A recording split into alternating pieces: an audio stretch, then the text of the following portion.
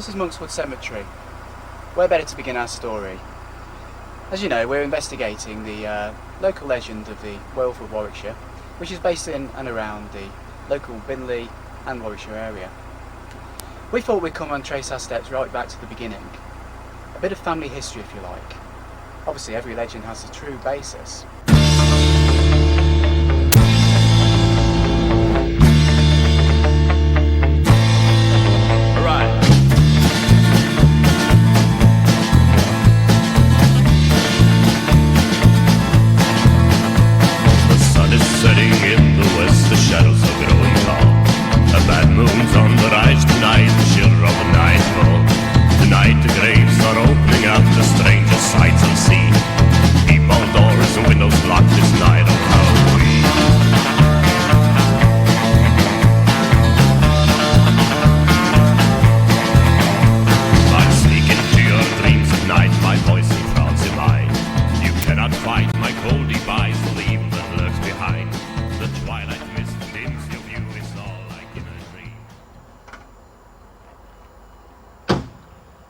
According to local superstition, this is where it all began.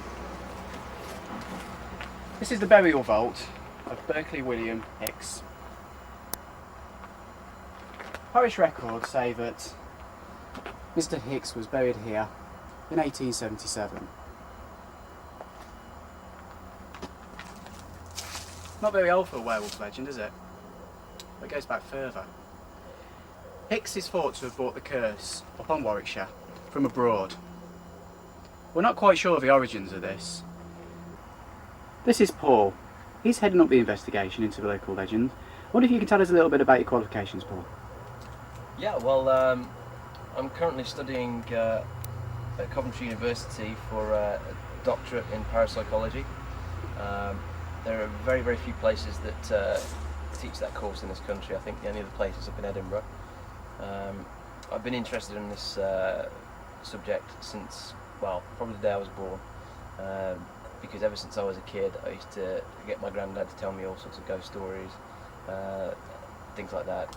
You know, all through my younger years I was always reading up about ghosts and legends and everything else, which developed into a sort of career choice in later life, so that's what I'm doing. And of course, behind every great leader is an equally great film crew.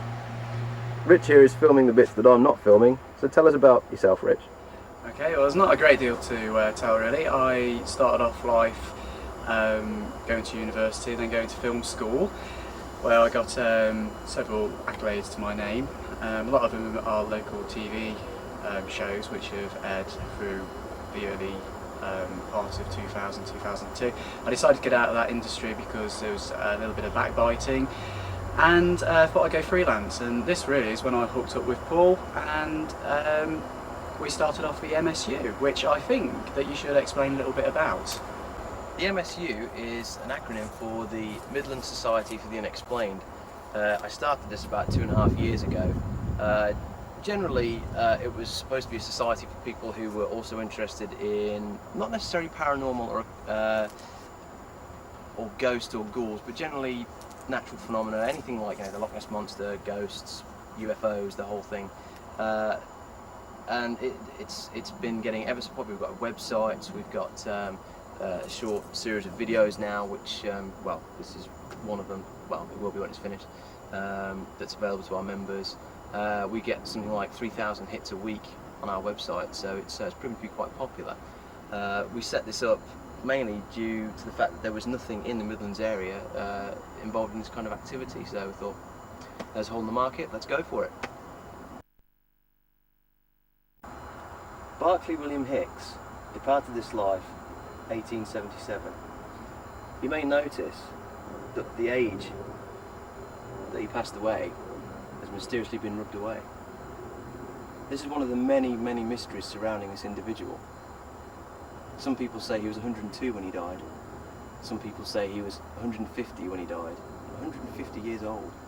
Some people say he wasn't even 60 years old. This is one of the many mysteries surrounding this man.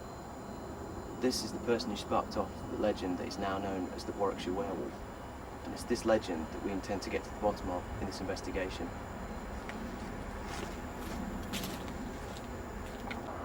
It was about here that the first body was found.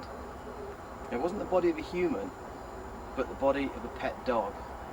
It was a local family that owned the dog, and one night it escaped, and it was last seen running into this graveyard.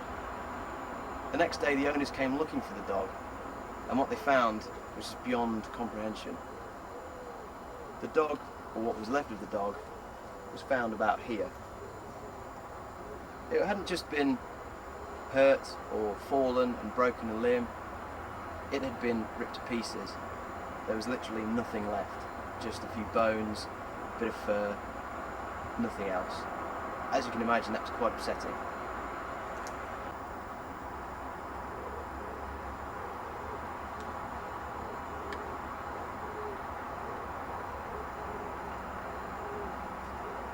He doesn't know anything about it. What did he say? Well, apparently it should still be here. The police were up here last night, apparently, taking some pictures, and they said to leave it exactly where it was. So, according to the groundskeeper, it's gone. Are you filming? Yeah. So I don't know what you want to do about it, but whatever it was, it's been taken away. Oh, Jesus, that's great. Day one and we're already getting cock-ups. I suppose, since you're filming, better just to explain what happened. A couple of days ago, a man and his dog discovered the remains of a whole litter of cats. What was unusual about it is they were all full grown. The majority of them had been mutilated. There was one that was still in one piece, although it had been killed. He obviously called the police because it was an unusual circumstance, and they were a little bit worried that a wild animal had taken up the areas for whatever reason. But the police took photographs and said to leave it here for us, and it's gone. He knows nothing about it. So somebody or something's been in between times and... Well, yeah, I mean, the only thing I can think of is if somebody's been walking their dog and they found it and decided to be good Samaritans and clean it up. I honestly don't know, but that would have been after 10 o'clock last night, and the graveyard's locked up at 9. Ah. So the mystery deepens. Not a thing. I think we should probably move on to the next area, to be honest with you, and go and have a quick look. Yeah, alright. It's probably going to be worthwhile. But I don't suggest we stay in the cemetery for too long, because we've got to go and check out the woods. Right. Yeah. Alright.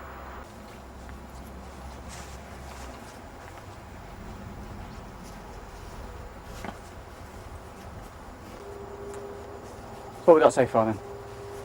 Well, we've got your man with his kitty cats in a bag, which is a bit grim, to be honest. What we're going to do now, there's not really a lot we can do here at the moment. We're going to go over to the woods. It's about 3/4 of a mile from here.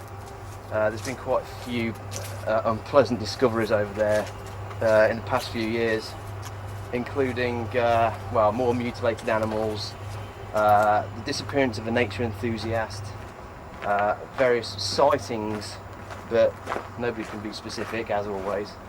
So that's going to be our next port of call from here. Okay, let's get the car. Yeah.